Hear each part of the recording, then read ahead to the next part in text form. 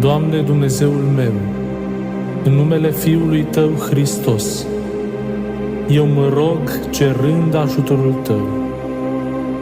Depărtează, Te rog, tot răul din jurul meu, Doamne. Eu am multe necazuri. Dacă în spatele necazurilor mele există un duh necurat, îți cer, scoate-l. Trimite foc din cer acum și arde, Doamne, toate farmecele, toate bolile, tristețile, insomniile, singurătatea mea. Dacă există un blestem în viața mea, îți cer să-l desfaci, Doamne.